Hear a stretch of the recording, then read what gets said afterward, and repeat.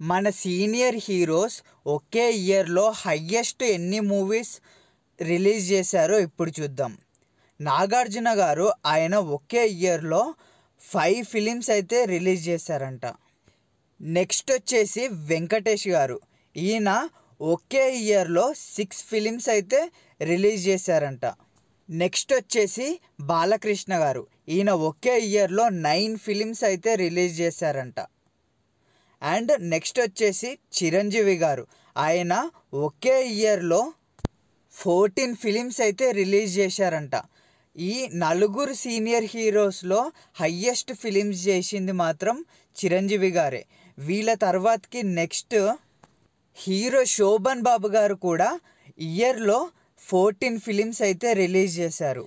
Next వచ్చేసి అక్కినేని నాగేశ్వరరావు గారు, ఈయన ఒకే ఇయర్లో 16 ఫిలిమ్స్ అయితే రిలీజ్ చేశారంట. సీనియర్ ఎన్టీఆర్ గారు, ఈయన ఒకే ఇయర్లో 17 ఫిలిమ్స్ అయితే రిలీజ్ చేశారంట. అండ్ నెక్స్ట్ వచ్చేసి కృష్ణ గారు, ఈయన ఒకే ఇయర్లో 18 ఫిలిమ్స్ అయితే రిలీజ్ చేశారంట. తెలుగులో టాప్ హయ్యెస్ట్ మూవీస్ రిలీజ్ చేసింది కృష్ణ గారే, 18 ఫిలిమ్స్. ఇవి మన సీనియర్ హీరోస్ ఒకే ఇయర్లో హయ్యెస్ట్ ఫిలిమ్స్ రిలీజ్ చేసినవి.